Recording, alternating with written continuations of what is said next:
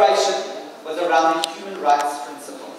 And so here we are saying, if we are trying to address, besides the advocacy, and I'm not asking us all to become advocates on that, but how do we become advocates for populations in what we can do?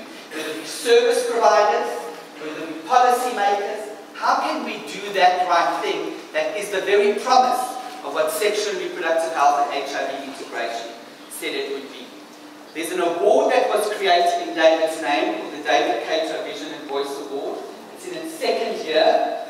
It was done through his family, and this year it was awarded to a Jamaican lawyer, because I think Jamaica is one of the highest, sort of most homophobic countries in the world.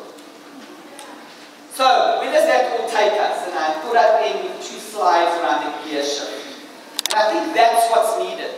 I think in integration, we need to keep doing what we've heard about, what we say, but we also need to, in parallel, have another gear shift in terms of how do we make sure that that promise of integration and reaching out to the populations that we've seen the numbers for are in fact met.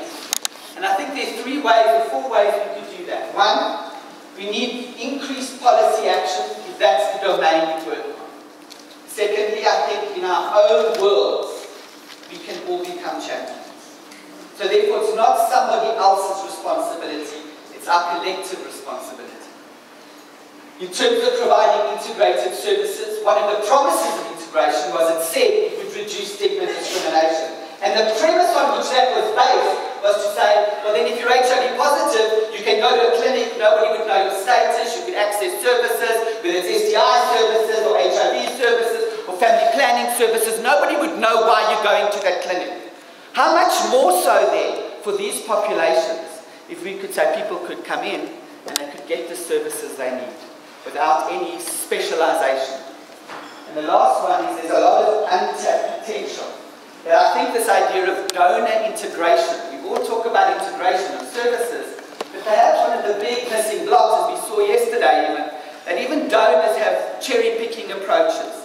And maybe we need to start facilitating and having that conversation about increased donor integration. And the last slide is, well, what are some of the research questions that potentially, in terms of key populations, we should potentially look at? And I put up 4 for your consideration. That potentially we could say, if we can provide integrated service provision, can it act as a modality of stigma reduction? Can it, or can it not?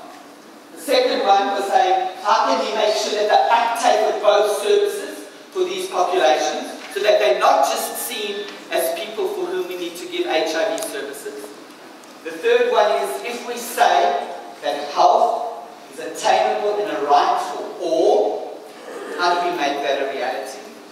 And the last one was around bridging populations. That what would be the impact, for example, of investing in bridging populations and making sure that the prevalence rates among these populations go down? Because surely then, if they are so-called bridging populations, it would have a knock-on effect to the general population that is often the focus of current integration and initiatives. Thank you.